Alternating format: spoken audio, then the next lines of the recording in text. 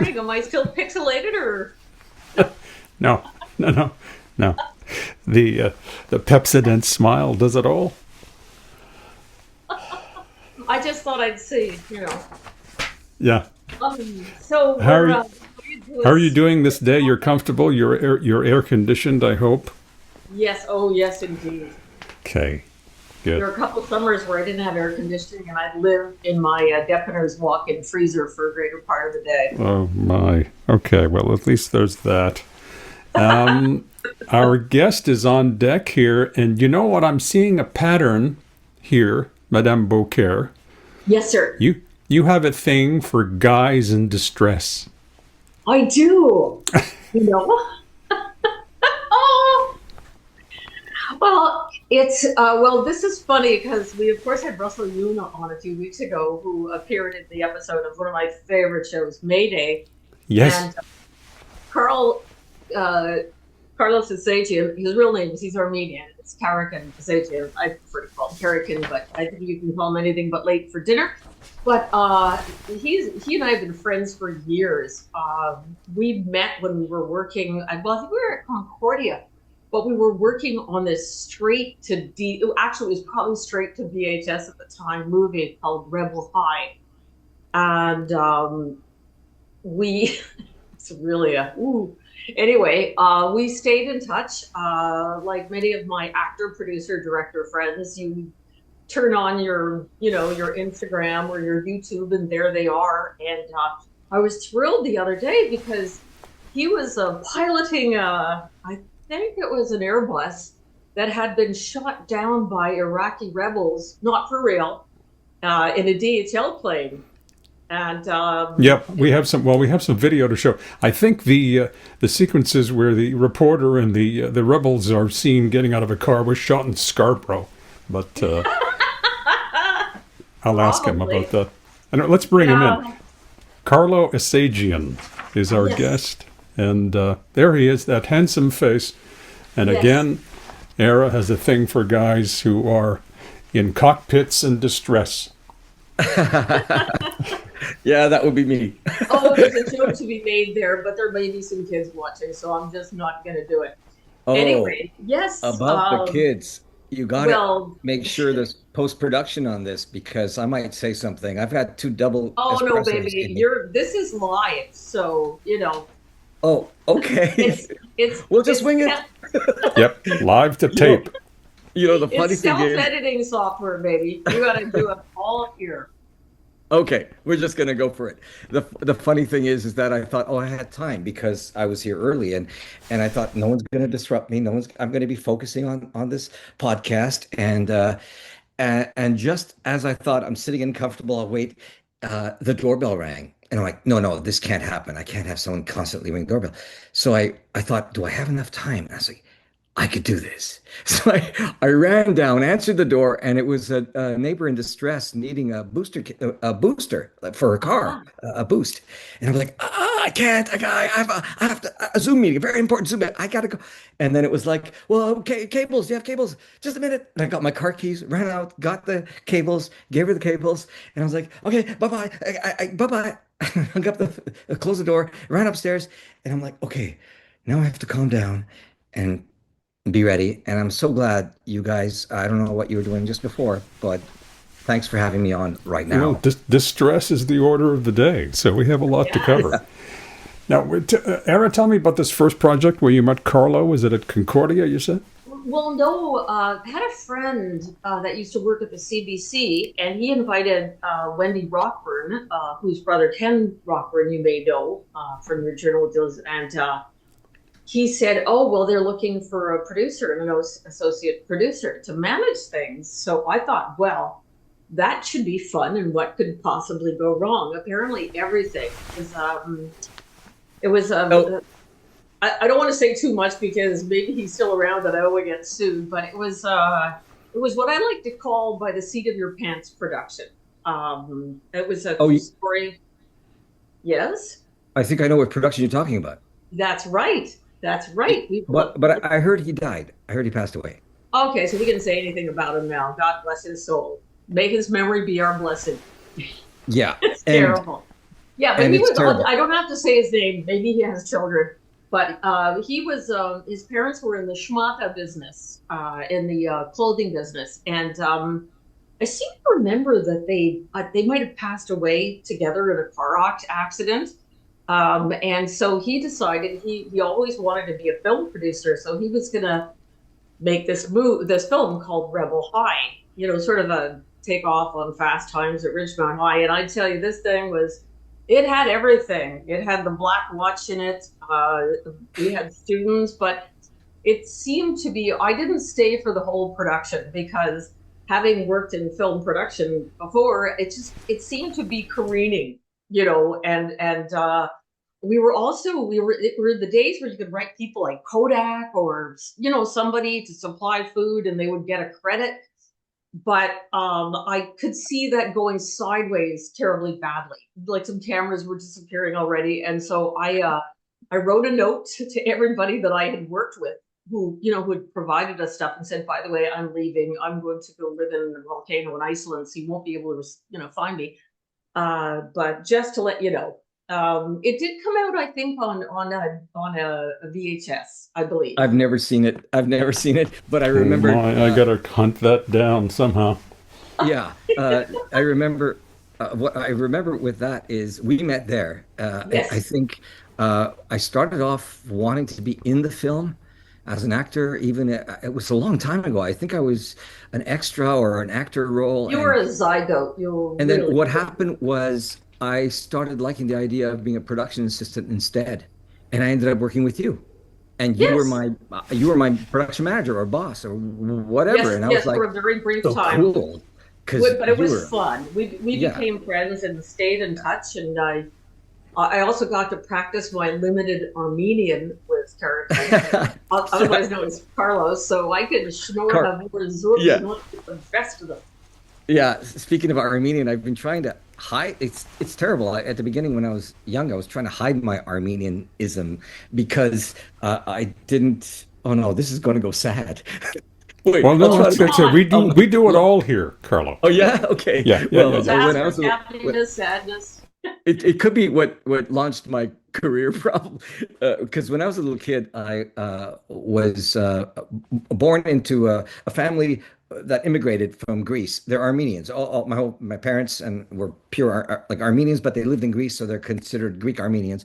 And they came to Outremont, and we lived on well, they came anyway. I was born in Royal Victoria Hospital, and I was uh, living in on Bloomfield, and what happened on Bloomfield Road, and what happened was I'd play with my friends outside, and my Armenian first name is Karakin, and what happened was my mother would go on the balcony because in those days you played outside, you didn't have phones, you didn't have any, you just played till it was dark and your hands were dirty, and you came home washed up and had supper, whatever. So my mother would yell, Karakin, the supper is ready, like in Armenian. And I would be like, oh no. My friends' names were Johnny and Dino down the street. So I was like, Mom, just call me something. Like, call me Carlo. Because I wanted a cool name. So, uh, and so that was part of the discomfort of not fitting in. And I remember watching The Partridge Family. Do you remember that TV show? The Oh Partridge yeah, Family? Yeah, we're classic. Well, way older than you, Carlo. I'm sorry. oh, That's right. okay. All You right. can I didn't carbon think date so us to because see how old you we are. can't tell. So I would watch the Partridge Family and I think I want to be like them. They look like the ideal Yeah. family. They were so American, they were so picture perfect, and they spoke English properly. So I wanted to be like them. So I'd watch these episodes and I think I wanted to be in close proximity with Susan Day. I think that's what it was. Oh, But of anyway, course, Lori. I think everybody wa- anyway, so I would go to my bedroom and stare in front of the mirror and cry. That was how sad it was. I Hmm. thought I was born in the wrong family and couldn't fit in. And it kind of trickled into different aspects of my life where I think in school I wasn't feeling like I fit in and stuff like that. And I think that segued into wanting to be accepted kind of thing. I think that if this was a therapy session, I think we'd explore that. Well, no, it's we're making light of this, Carlo, but we've heard the It's true. story in recent weeks, have we not, Era, from Yes. Indian Canadians, Chinese Canadians, Yes, this Yes. is a common, others too, who tell the same story.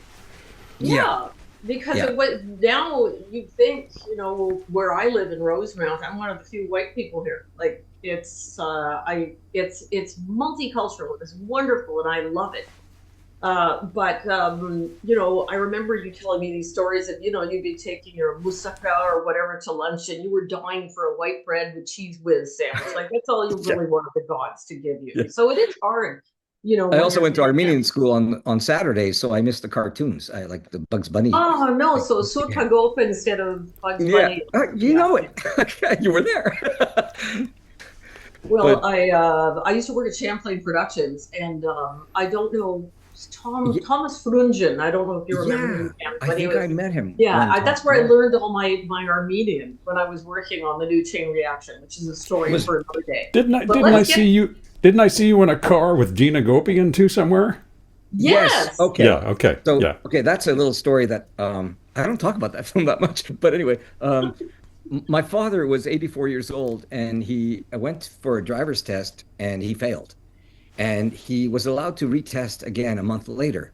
And I was looking to make a movie. I felt I'll talk about that part later on about my desire to make films. But I wanted to make a movie, and I couldn't think about what to do. And I woke up one morning after hearing about my father. I woke up one morning with the whole idea in my head. And literally wrote down, I grabbed a piece of paper and a pencil and wrote down what would happen in sequential order. Like the father fails an exam, the son takes him to the driver's test, and he looks at the young woman who failed him. It's the same examiner who failed him that he has to be retested with. So he's looking at her going, "Oh, she failed me. She gave me the evil eye." And he's doing that kind. So I'm writing all this down, and I thought this is a movie, a 5 minute short movie, endearing about an old man who loses his driver's test, has to be retested by the same examiner, and what would happen then. And so I'm writing it. So I uh, thought, okay, well, who can I call and what can I do? And I approached, this was in Toronto. Yeah. So I approached the union and they said, oh, we need time to process the paperwork and stuff. I said, no, no, no, this has to be done now, like in a month. Like I have to make this for my dad and everything. So they gave me the okay. And I did it as a very low budget film called the Toronto Independent Production TIP program that they had in Toronto, run by Tasso Lakis. And anyway, so the point is that I got this together, contacted Dina Gopian, and I knew Michael Sinelnikov. I don't know if that name rings a bell to you. He passed away a year ago or 2 years ago.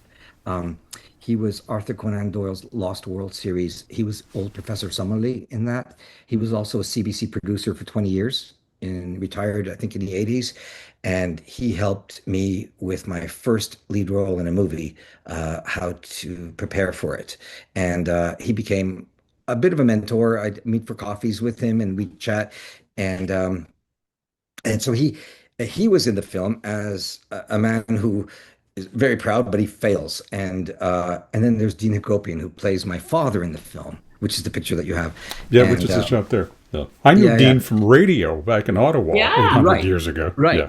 He's Yeah. still around and he's still busy. Good He's for still him. working. And Good for yeah, him. and He's a ball of energy, that Dean. yeah, yeah. And so I would use him again if I had another story similar to what I was doing. But he's great all around, and we've stayed in touch and been friends for years now. He was a singer in the band called the Staccatos way back in the 50s or Oh, something. yes, of Yeah, course. Yeah. Whoa. Yeah, yeah. yeah, yeah, People yeah. didn't even know that. That's the thing about Multi-talented Dean. He does Yes. cartoon voices. He did voices to do character voices on the air. He did all kinds of things. Well, Yvan. I Your found it face has been on the air for a very long time. Like I remember you from Well, telling thank us you. Thank you. about That's a long time ago already, my friend. You were what, 8? yeah, not really, but anyway, the thank you, but I do have a question for anchors. I coincidence. Yesterday I auditioned as one, but for voice. I won't go into it because I I don't played think. that role many times. Yeah, Yes. and I wondered how do you do it and not take the information home with you? Like you're reading the news, but the teleprompter is giving you what to read, but you're probably reading between the lines and exposed to more, privy to more information or judgment, and yet you still have to deliver it with your style of delivery, and that's it, and just leave it at that. He was. Yeah, I loved him because he has Yvan has a very dry wit, and he always, even though he was delivering to a lot of people what they probably thought was a straightforward forecast, I knew that there was a little devil running around inside. Yeah, yeah. but Like I say guess the members to of make a Parliament long got story along. short is put yourself in. I always put myself in the place of the viewer, of the listener, right? And what are they thinking? And of course, as human beings, we all consume the same way. How does this affect me, my family, my neighborhood, my community, essentially? So I always try to speak to the person in the second person and say, look, this may be concerning to you, or maybe you're thinking about this.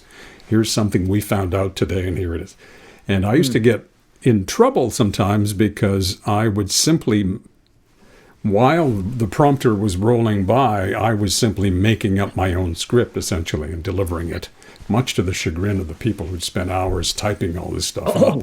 Oh, okay. So So it that wasn't subtext anymore. You were literally saying what you yeah, thought. you Okay. sort of you look at it, you get the idea, and then you sort of deliver Oh it. yeah. And in thinking, so it's there are some people out there whom I've admired over the years who are able to do that, and others simply, and I'm sure it's the Ron Burgundy thing where they simply read it as it goes by, Mm. and I don't know. We could go on about this sometime, but thank you No, but anyway. it's interesting because as an actor, you get scripts and you're reading these lines and you're doing the scene and you're thinking, well, I'm parachuted into this series or whatever it is, and you're only there for as a day player or a principal role, and you've got these lines, and one of them it suddenly doesn't work anymore, and you just feel like you can't bring it out, and it's not coming Mhm. out of you, and Mhm. it's driving you crazy, and you want to stick to the script because you want to honor it, and then you make a flub and you make a mistake and you say the wrong way because you think it's not written right,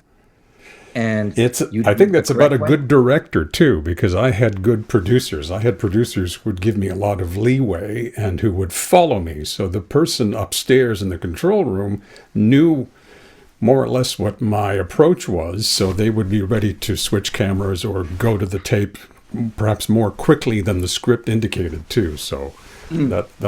that's a good director or producer is worth his or her weight in gold for sure.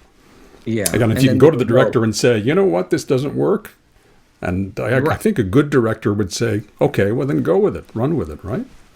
Yeah, that's or they cut it Anyway, out in let's get post. back to you, Carlo. Okay. When did the acting? I hear your voice now, and I recognize it from videos I've heard. But when did the acting bug start with you? Was it in those early days when you wanted to be somebody else?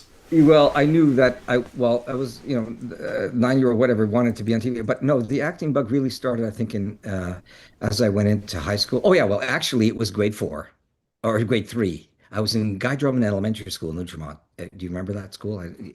Anyway, it's on Stewart and Lajoie. Anyway, there was a teacher there who had activity day. And so I went and I signed up for drama, not even knowing what drama was. And the teacher told me that I had potential. So I was like, oh my God. So I ran home after school and ran up the stairs, so excited, going to tell somebody. Got home and looked up the dictionary. Potential, what does it mean? And then I realized this could be real. I could actually pursue that. So that's one little story about.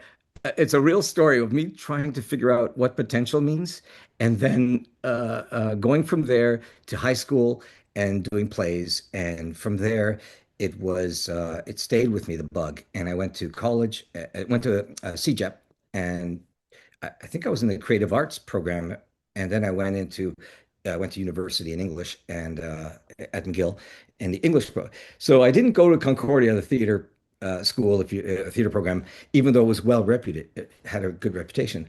I went to McGill and studied theater there, and then I had things I was concerned about in life, bills to pay, things like that. So I left for a year.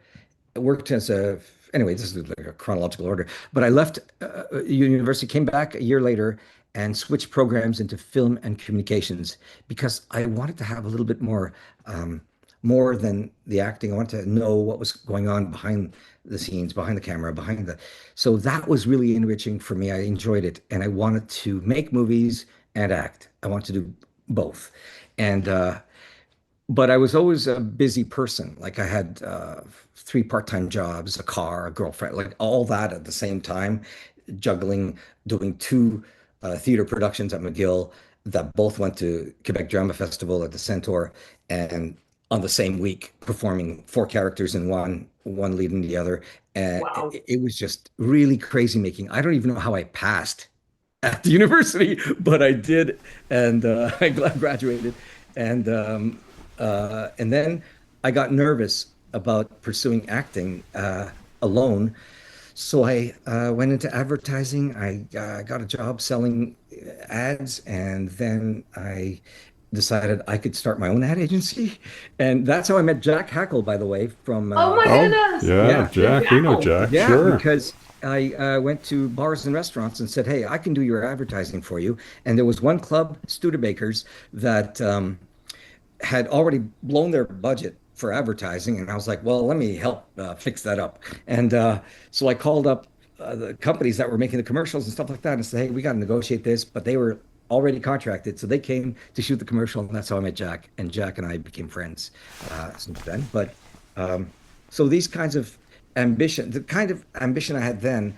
led to Sports Scene Restaurants, which is a chain of restaurants in Quebec, La Cage au Sport restaurant chain. Oh, yes. Um, Yeah. they had Biddles and Biddles Jazz and Le Bijou. They had these clubs and bars. They hired me to be their entertainment promotion entertainment director. So basically, I wanted to be acting, and I had auditioned for a lead role in a movie at the time, and then I they didn't have the funding yet, so I told my boss that I had to leave. I had to go to Vancouver, pursue my acting career, and that's it. I wasn't going to do this anymore. I was going to go for my acting career, and they Wow. said, "Well, before you do that, we have a restaurant, La Cage au Sport. We want to make work in London, Ontario.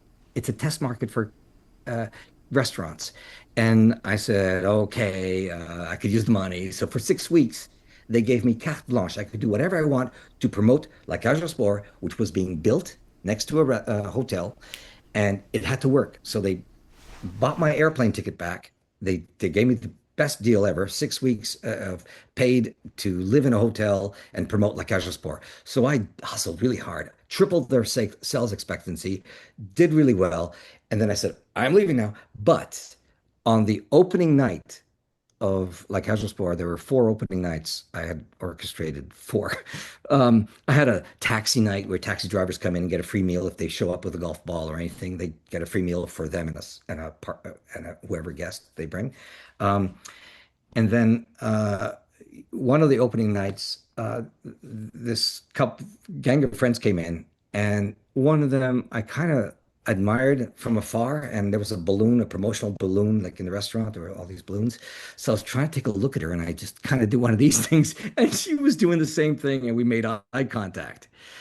And now we have two kids, and we had a dog who lives to be Oh, 18. Oh, wow. 35 years later, we're still together, and we live. Good for you. Yeah. And So who's the that was guy a with the hair here in the middle? That's Alfonso de Lucia. There's some video clips on YouTube that are hilarious if you find them. But that was the lead role I had in the film in 1989. So I came back from Vancouver because my heart was set on getting back together with Yolanda after meeting her. I didn't want to stay in Vancouver. I came back, and what happened was we did the film, and they got the funding. We did the film, and uh, that then Yolanda and I moved in together, and we've been together ever since. but And what's that happening to you here? Are you being shaken down? Or these Oh mob yeah. guys? Or So Alfonso decides to smuggle his girlfriend and drugs across the border, and this hmm. guy is one of the border security people, and he doesn't let him cross the border. So he sneaks the drugs in his girlfriend's purse, but he gets her sick, so that they could cross the border to a nearby hospital and on the other side of the border. So at least his drugs make it to the other side without him getting caught with the drugs. So then he tries to find her the rest of the movie, and immigration is after him, and he's trying to find her to get his drugs back. So he basically used her to get the drugs across, and she falls in love with somebody else, played by Frank Scorpion. I don't know if you know that. Yes. He's doing a French TV series now. He's doing really well on that too. And so we shot that in 1989, and in 1990, 1991, there was a recession we had in Canada. And and I wanted to go to Toronto, where that's where all the events were happening. And Yolande was living there. So I wanted to move to Toronto. And I got there and I went to an agent, and they said, we can't take you on. We can't justify taking on a new person when we can't get our own people work because there's a recession going on. And I had just finished this film, lead role. And they were saying, sorry, you don't even have any footage, because I didn't have any footage. So I didn't want to be sitting around doing nothing and having a bit of business experience. I looked at the ads in the paper. Back then we had papers. Anyways, I saw an ad for sales in franchise in travel agencies. And I thought, well, that's interesting. So I applied and I got the job as a travel, I was selling franchises for a travel agency called Uniglobe. And I did that for about a year and a half, and I was doing well with it. I was enjoying it. And what happened was it got to the point where the film was finished and ready. Back in the day, it took a long time to finish a film. And so it was ready, and they were having a opening night.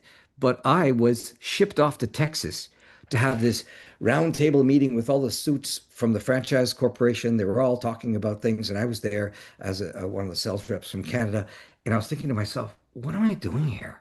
I, I'm celebrated in Montreal. There's gonna like the movie's being celebrated, like having its opening night, and here I am in Texas, and somebody has to apologize that I wasn't available to be there, and I was like, my heart's not in this. So Took you a while to get the message there, Carlo. sorry. Yeah. I mean, acting, you should have just, what? How many times do we have to tell you? Yeah, exactly. So okay, so So that's you it. went back? So, huh? So you went back. Went back to Oh the yeah, old so I went back to Montreal, and then I eventually left, and my boss was totally understanding. He was like, "No, this isn't for you. You don't want to do this." So I went to I thought I got to get an agent, and there were like name agents around, and I thought, okay, well, there's one that does modeling and acting, and I thought, okay, I'm just going to go there because maybe that's easier to get in. I didn't know what would happen, so I walked in, and the agent met with me, and we talked, and because of my experience selling to franchise owners, conversion, like converting them into Yvan's travel, Uniglobe travel instead of Yvan travel, that type of thing. So I walked into the agent, chatting with her, and had the confidence of someone to say, "So if I shake your hand now, we have a deal. You'll represent me." And she would look at me, going, "Yeah, yes." All right. So it was firm enough. It wasn't like, "Please represent me." It was like that type of thing. And she called me the next day, and she said, "Carlo, I heard you. I noticed you have nice hands." Next thing you know, I was hand modeling, and so I ended up getting hand modeling, which I would refer to it. I can't say it here, but anyway, hand occupations. And what happened was I ended up getting some ads where I looked like the ordinary guy putting up shelving or something, and insulation. And what happened from there was I wanted a real agent that specialized in acting, so I went to Molly Reisler, and so I ended up getting some work, and then I Wow. ended up to What's Toronto. this? What's this here? This is a funny. I just happened to walk by Jeanette D'Amico office, where she's a casting Yeah. director in Montreal, and she was doing this. She was working with this photographer, and he was asking for somebody who could look like a Gino Camaro type character. And she looked at me and she said, "You gotta go right now. Just I don't care. Leave your car where it is. Get in a taxi. Go 25 Prince." So I went over there, and he looks at me and he goes, "Oh yeah, yeah." So next thing you know, I'm being costumed up, and the whole team comes around to take a picture, and then we do this shot, and it's for an ad for what's the ad? I think it's the car magazine. Les gros magazines des petites annonces. This is a Yeah, take on those the go. Robert That's Charlebois line, which Babach à la bois line, which is grosse corvette, petite caquette, Yeah. Yeah, that's right. is what Yeah. the. So we did Okay. that ad with a toothpick and everything. Okay, I want to get to love thongs, but before we do that, Era is champing at the bit here to get to a crashing plane somewhere. Yes. Oh, you do want to get the okay. So which I one do you want to talk to love first? you're our second guest that's been on Mayday. Russell Ewan being the Oh, other. I love Russell Hume. He's such a great guy. And look at With the you. look at the stash here. Oh yeah. Oh, this is funny. When we shot this, oh man, it's not funny. but can you imagine having all hydraulics gone when you're Yeah. flying an airplane? Well, this And was I'd never seen this episode of Mayday before. did you watch it? And also I didn't recognize you at first because The I, mustache, the I hair. just thought it, and then it was an actual thing. And Mayday, for those of you who don't know, but if you watch this broadcast a lot, will find out it's about planes that almost crash or do crash. And this was a story about these pilots that were shot at over their shoulder from a ground to air missile, and you happened to be the guy that managed to get it in one piece, sort of, on the Yeah. ground. Well, I was flattered to be playing a captain who actually lives. He actually got hit. That's good. That's nice. That looks good on a CV. Yeah. Yeah. So the missile hits one of the wings, and they lose control, and he goes counterintuitive thrusters alone to turn the plane around, and he Yeah. lands at Saddam Hussein Airport. But the craziest part is they he as they land, some control is lost, and he skids on the runway, and he gets off the runway. Now the wing's on fire the whole time because that's where the fuel is. And as he gets off the runway, he gets into the desert sand. The sand puts out the fire. So what luck is that? I'm ruining the ending of this, but it's played so But many it's years. based on a true story. Yes. Yes. In Of course. 2003, Yeah. I think that's Right. yeah. Okay. And yeah. So where And did you shoot the sequences in the cockpit? in a studio? Okay. And it was very I hope they don't feel bad about this, but it was pretty well, it was really well done, and they had a pilot there, a captain who's trained other pilots to train us on how to use the controls, what the signals are, and and all these things. And so we were flattered to have that. It was great. And the the whole thing was done in a studio with green screen, blue screen, and the dashboard is really like a wooden cutout with laptops behind it with the gauges, so it looks like the Oh gauges are there. wow, I didn't know that. Yeah, and the funny part is the handles on the sides that you might see, if you look very closely, they're actually toilet roll holders. So so that's I don't want to say anymore. But anyway, the Well, point you is that know, Yeah, you're I'm blaming but really crashing. yeah. but we shot the part that people don't realize. We're shooting this, and it's 2 degrees or -2 degrees outside. So when we do that scene where we land in the desert, it's actually Niagara Airport, or one of these small airports in Ontario, and uh, the it was -2 or 2 degrees. It was very, very cold, and we that if you look at the makeup crew were smearing glycerin on my face and on my chest. In -2 degrees, smearing glycerin is so uncomfortable, but it looks authentic. And the costume crew had parkas for us. So after every take, they just like warm us up and wrap us up. But it wasn't 100 degrees weather. It was 2 degrees. Oh, look at you schwitzing Wow. there. I can There see we it. go. That's glycerin. Hmm. And Oh, the yeah. stash is coming off, I think, on the left Yeah. hand Oh, yeah, side. it is. That was a bad time for a close-up. All right. Oh, Yeah, my. I was self-conscious about my nose also, but that's a whole different story. But I wrote my a screenplay about it. Ariel loves this stuff. Okay. Yeah. Love it. So before we shot that, I arrived at the airport early. It was a little airport, and we were just going to have the wing shown there because they couldn't have the whole big jet there. It was that small. So I got there so early, the crew weren't even there yet.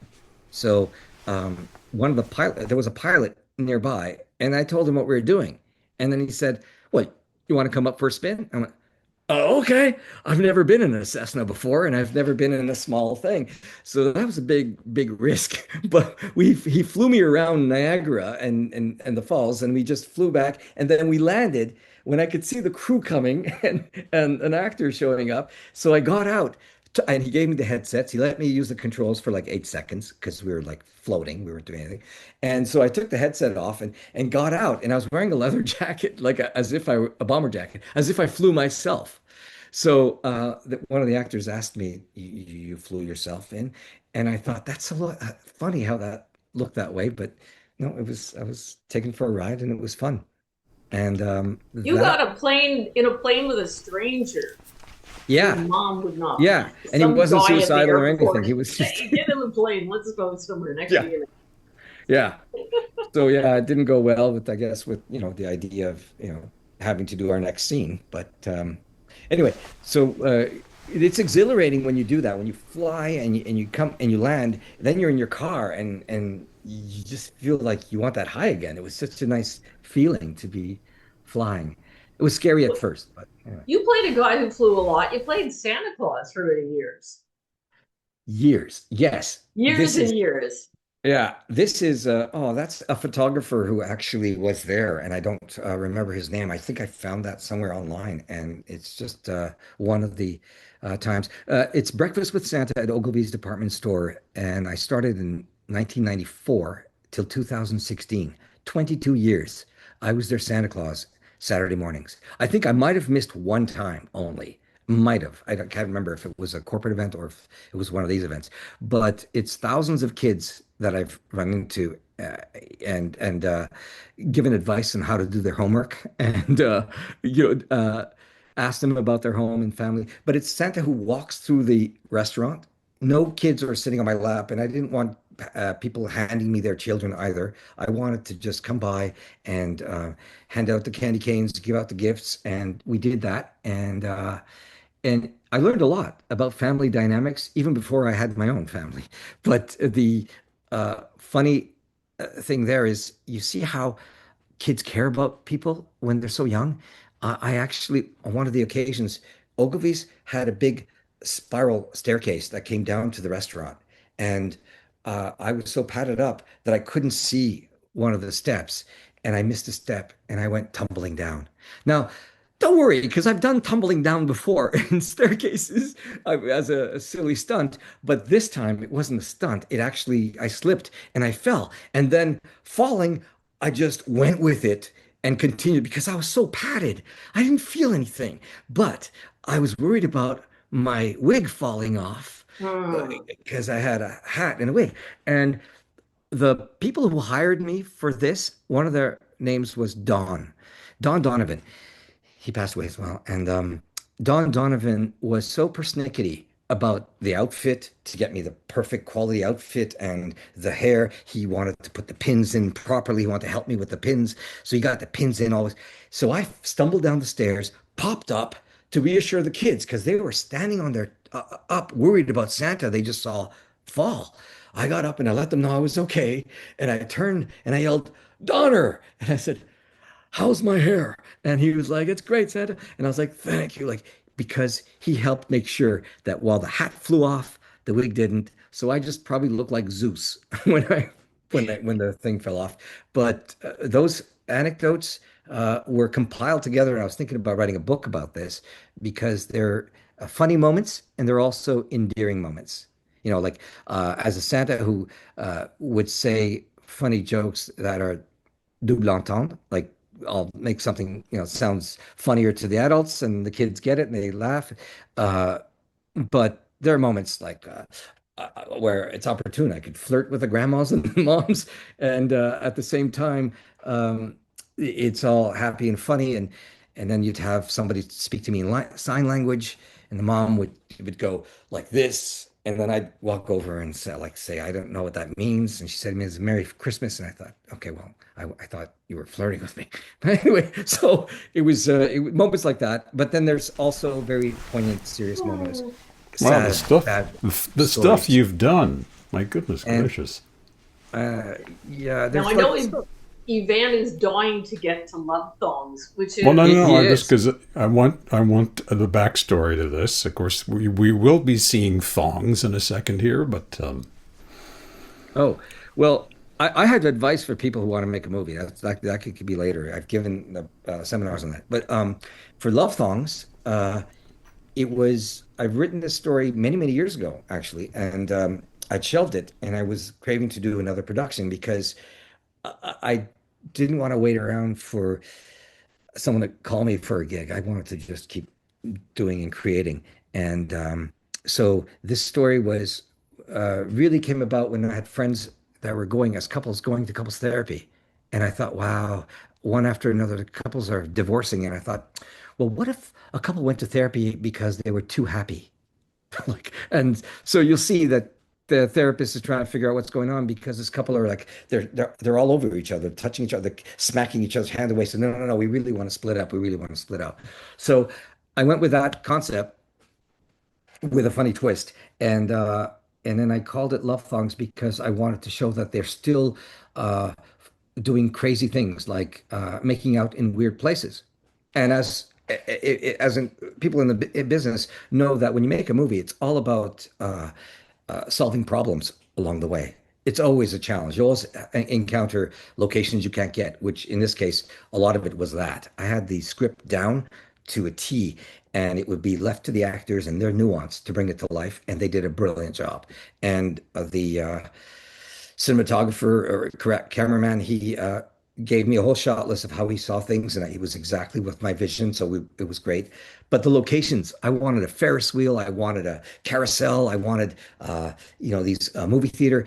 All of these were either too expensive or just not available for other reasons. So I was walking down the street in Bloor West area in Toronto and near a friend's place, and I saw a church, and I thought, oh, that's funny, but it's edgy and funny. I wanted wherever this couple made out that they would leave a thong behind.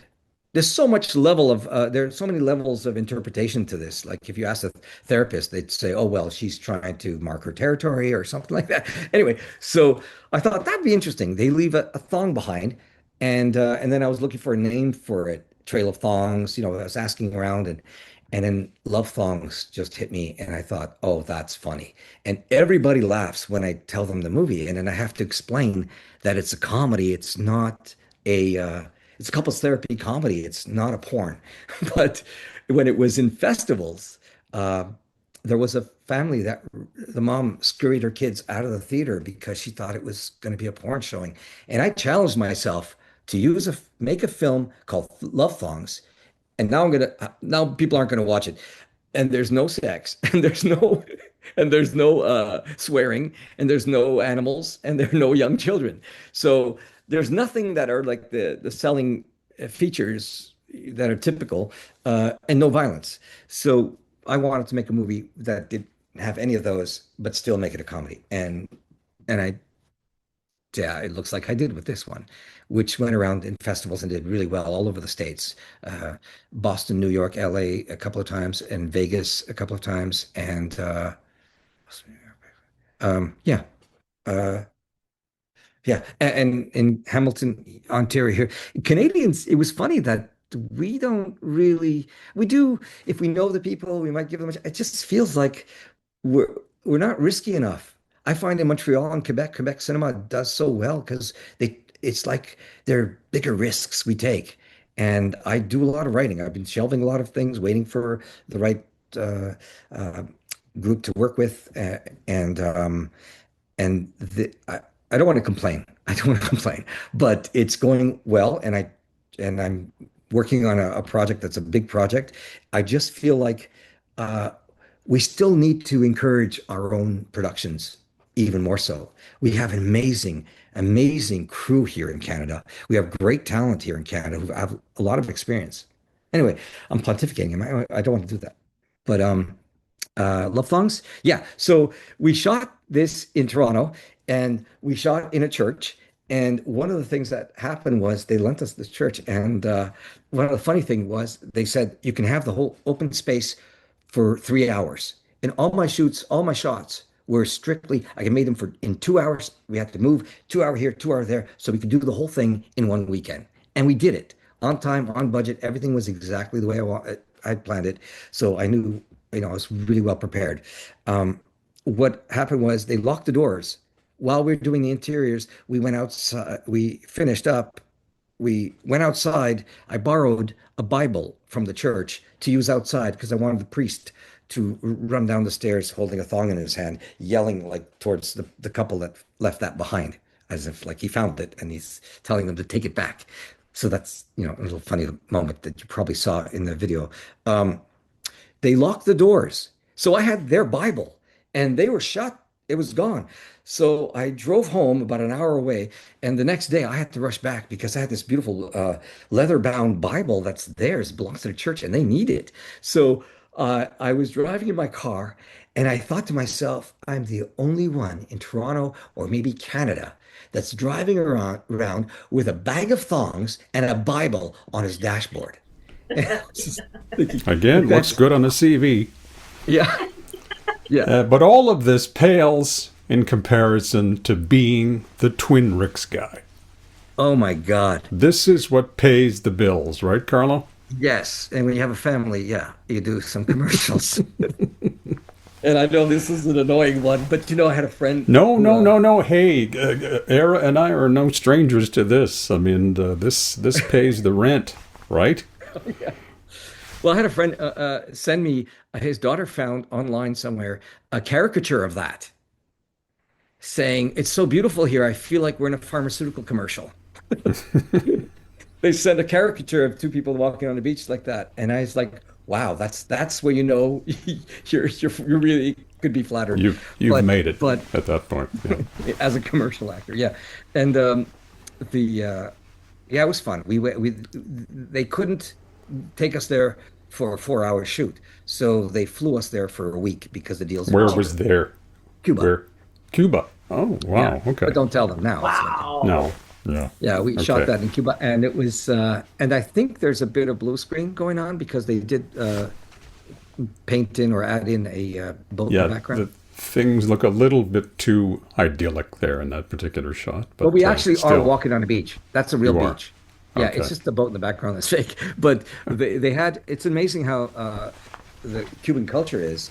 We had, on a few occasions, we had uh, like a group of 10 men in a bus, and they were there to sweep the beach to make sure it's pristine looking. And they had palm trees ready to be propped up as younger trees or something in case what they needed. And all of these were, they had access to the craft table. And the craft table was, Cuban style. They had cookies and bottles of water. It wasn't much more than, it was what we could get. And it's a fun experience because we had a bodyguard and we had a chauffeur, and it's just more like a bodyguard and a tour guide all together at once. Like it's not like he was there for us, looking out for us. But if I said I was hungry and wanted a sandwich or something, he would run over to a little hut and he'd say, like, snap his fingers, and two people would show up with like lawn chairs and a little table, and they'd make a sandwich and it would be there. That's how they were. And Wow. and the 10 men were probably paid like $10 each. Yeah. So they were there for the whole day, and and they were given these big bottles of water, during the shoot, and they would open up one and pass it along to each person in a cup. So it wasn't like this is my bottle, it was sharing, and that's where like you see the quite a difference. And then we wanted to shoot for pamphlets.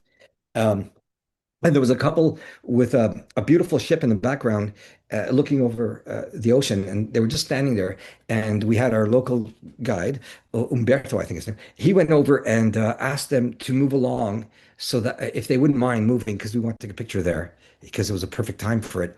And he was given 25 Cuban currency, 25 US dollar value of money to the guy to if he wouldn't mind he and his girlfriend move over. And he was like, no, no, he'll move over. He didn't want the money. Wow. Too proud.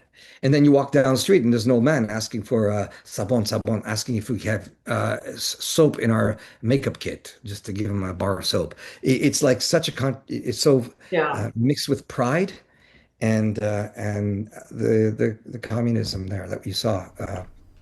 But it was a great fun shoot, and we were lucky to have that and stay at the Hotel National. And it was where a lot of gangsters were back in the day. Nice. Yeah, it was fun. Wow. We could Am I go on boring for with this 3 story? hours here, Carlo. Oh, sorry, it's the caffeine No. that kicked in. No, this has been great fun. Thank you so much for making time for us today, buddy. You, all you right. should write a book, you know? Yep. Yeah, you got to My put this life on would in print somewhere. Yeah. Yeah. Yeah, sure. I've got poignant stories that would work well in a book, and a lot of funny ones. But I'll think about it. I'll think about it. I'm still busy moving around Yeah. to sit And, still and and write. that's one of your paintings in the background, right? Yeah, this is actually Oh, he Bloomfield. paints as well. My goodness, Yeah, look so- at that. Wow. Bloomfield, the street that I used to live on. I just decided to call it Bloomfield, and these are on my website. If you get there, you can see some of the. What is your website? It's just my name, carloessagian.com. Oh yeah, this is the movie Love Thongs. Right. And if you see the credits here, the thing about Love Thongs, which you want to know about, is I treat it. And my wife reminded me of this, to treat it as my professional family, and that's what I did. So when actors showed up, I plugged in their parking meter. Nobody had to worry about anything. It was all taken Aw. care of. And when it came to the business card, when I was going around promoting it. This is the business card for festivals that you go. It looked like a piece of art. So people were grabbing this, and the credits are all in the back, including the Klimt where you could find it. And the back of my business card, it's not not just my information, but the entire cast and crew. Everything is there. Oops, Wow. my phone was there. Cover my phone. That's like medicine bottle font. Yeah, yeah. But even the bottom here talks about Klimt, the painting, which is at the Belvedere Museum in Vienna. If you ever want to find the actual case. Well- yeah. So paintings, I got more.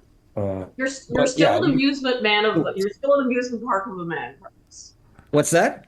That you're still an amusement park of a man. Well, yeah, and that's what you've been referred to as well, as a woman.